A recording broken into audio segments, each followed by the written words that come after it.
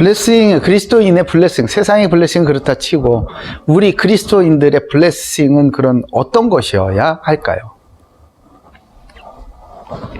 우리의 관심은 사실 세상 사람들이 말을 하는 그런 블레싱이 아니라 그리스도인만이 누리는 그런 블레싱, 축복에 있는 것이 아니겠습니까?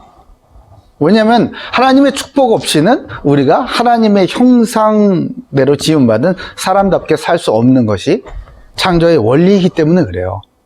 그러니까 우리는 하나님께서 주시는 그 축복, 진짜 축복, 그것에 관심을 둬야 한다는 것이에요.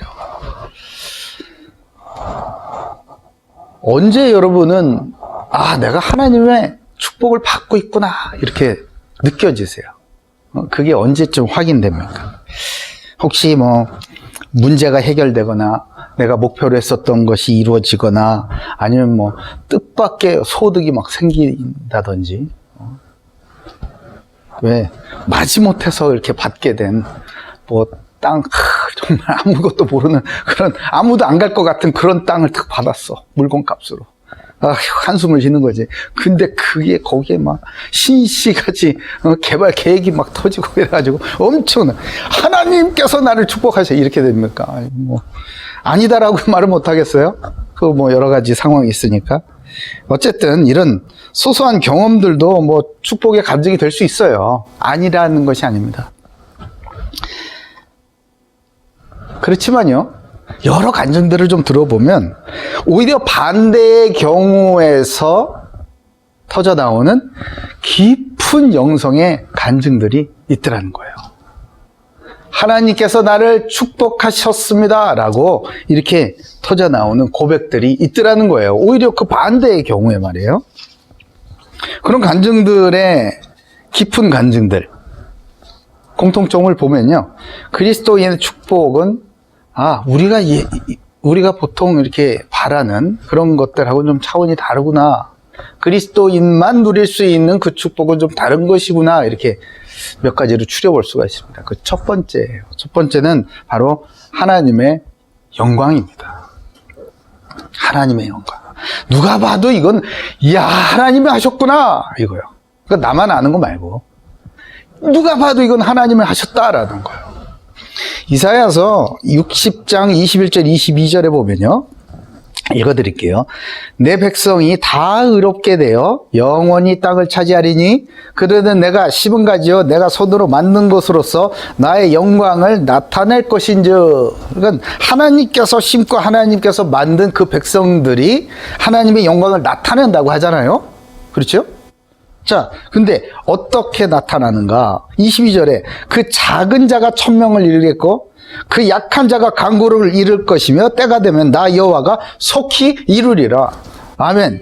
여러분 혹시 나는 작아 보이세요? 나는 별거 아닌 것처럼 보이십니까? 그 수많은 사람 중에 그 하나, 보이지 않는 먼지와 같이 보이십니까? 그러나 하나님의 자녀, 하나님의 백성을 통해서 그렇게 약하고 작은 자를 통해서 하나님의 영광이 나타나게 하시겠다라는 게 하나님의 계획 아니겠습니까? 이 사실을 믿음으로 도전하는 사람을 통해서 하나님의 영광이 나타나는 거예요. 이거는 누구도 부인할 수 없는 하나님의 영광 말이에요. 이런 하나님의 영광이 내 삶을 통해서 나타날 때, 내가 정말 복받은 자구나, 이렇게 고백이 되어진다는 거예요. 두 번째는요, 영혼 구원의 역사가 일어날 때 또한 내가 참 하나님의 축복받은 자다라는 고백이 나온다는 거죠. 문제를 통해서 하나님은 종종 그런 방법을 사용하세요. 내가 평소에 전혀 관심 없고 전혀 기도하지 않았었던 그 문제를 통해서 막 고통받고 힘들어하는 그런 영혼들, 그런 현장을 놓고 기도하게 하시는 것이 하나님의 방법이기도 합니다. 예를 들면 이런 거죠. 이혼 가정, 이혼 경력이 있는 사람들, 돌싱들, 평화롭지, 그렇게 바람직하지 못한 그런 가정들, 행복하지 못한 가정들 속에서 자라난 그런 아이들, 이런 사람들을 위하여서 정말 나의 심정과 나의 온몸을 다 담아가지고 애통한, 그야말로 애통한 기도를 하나님 앞에 드릴 수 있는 사람, 어떤 사람이겠습니까? 그 아픔을 아는 거죠. 그것이 얼마나 고통스러운 일인지. 온 지구상에, 이 온 우주가 이렇게 넓은데 나 하나 평안하게 잠깐 쉬고 정말 행복함을 느낄 수 있는 구석이 전혀 없는 그런 사람들이 바로 불행한 가정. 가정 안에서 정말 하나님의 나라를 맛보지 못하는 그런 가정들, 그런 가정에서 자라는 사람들이 그렇게 아픈 사람들이에요. 쉬지를 못하는 거예요. 그러니 이 뻥 뚫려 있고 지쳐 있는 그 마음을 이 세상 바깥에서 구할 수 있는 온갖 다른 것들로 그냥 채워 넣으려고 하는 건 아니겠습니까? 이것도 해보고 저것도 해보고 온갖 걸 다 해보잖아요. 근데 되나요? 안 되잖아요. 안 돼. 그거는 오로지 하나님의 나라 안에서 치유받고 회복받고 복음으로 가득 찰 때, 그때 비로소 채워지고 회복되는 것 뿐이거든요. 그런 사람들은 같은 문제를 통해서 정말 고통받는 사람들의 심정을 잘 압니다. 대화를 해보면 너무 잘 알아요. 그렇기 때문에 하나님은 가끔 그런 방법도 사용하세요. 그 문제를 통해서 그 문제를 겪고 있는 사람들을 위해 기도하게, 그리고 영원 구원에 힘쓰도록 그렇게 우리의 눈을 열어주시죠. 요한복음 3장 16절에 하나님이 세상을 이처럼 사랑하셔서 독생자를 주셨다고 하시죠. 이는 그를 믿는 자마다 멸망하지 않고 영생을 얻게 하려 하심이다. 죄를 짓고 살아가는 이 땅에서 살아가는 그 인간들의 모습을 보니까 하나님의 마음이 미어지는 거예요. 왜? 저들의 고통을 하나님은 어떻게 아시지? 몸도 없으시면서 어떻게 아시지? 하나님이? 하나님의 형상대로 저들을 지었기 때문에 알고 계시는 거예요. 저들의 약함, 우리의 약함, 우리의 고통, 이런 거 전부 다 알고 계신단 말이에요.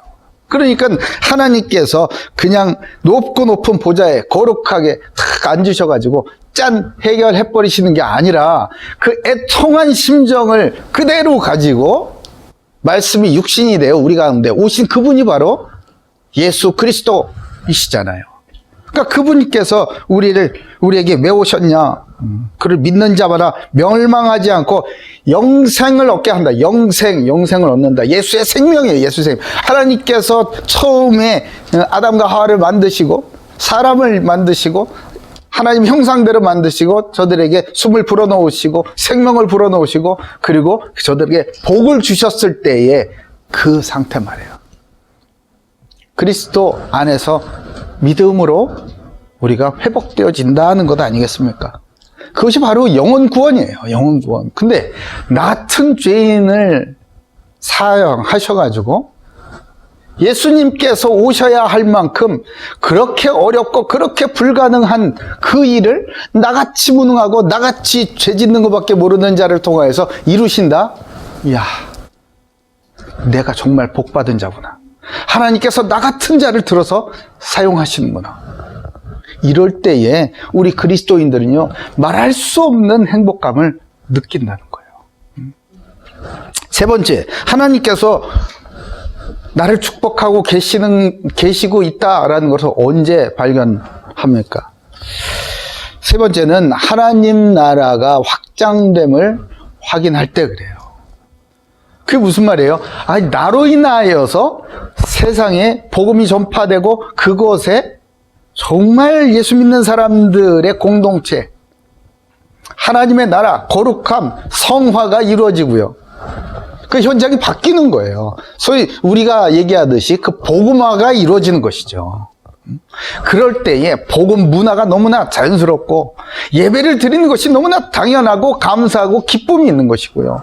예배를 드리는 것, 하나님을 섬기는 것, 하나님을 어떻게 교제하고 영광 돌리고 하나님의 통치를 받아야 하는 것으로 이 사회와 나라가 운행되는 것, 그게 바로 복음화 아니겠습니까? 그 누굴 통해? 나를 통해서 그게 될 때. 그것을 확인할 때 우리는 정말 행복하고 내가 하나님의 축복 속에서 살아가고 있구나라는 것을 확인한다는 거예요. 이거를 세상 사람들이 알겠습니까? 아이고 요번에 세상에 석 달 만에 지금 나 아파트 값이 더블이 됐어. 더블이. 이렇게 좋아하는 사람도 있더라고, 세상에. 그게 좋아할 일이지. 세금 고지서 받아봐야 이제 정신 차리지. 예? 딴 얘기 안 하고. 그러니까 그런 게 복이 아니다 이거예요. 우리 그리스도인들이 누리는 그 복은 그런 게 아니다는 거예요. 예?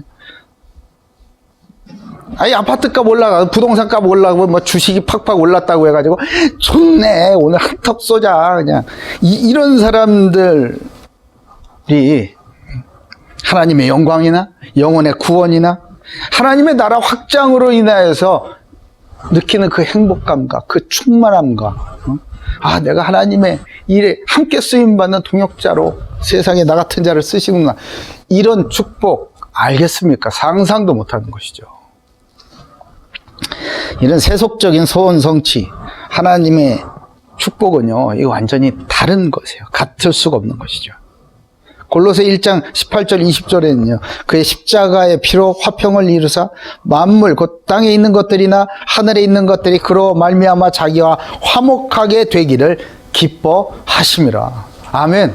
내가 가 있는 그곳이 완전히 에베소 같이 그 우상으로 뒤덮인 땅이 있다 하더라도 오늘 바울 보세요. 바울이 들어가서 같이 그 팀들이 들어가서 복음을 선포하고 사람들을 섬기고 가르치고 그렇게 딱 3년을 하니까 그 지역의 문화가 싹 바뀌어버리잖아요. 하나님은 그것을 기뻐하시는 거예요.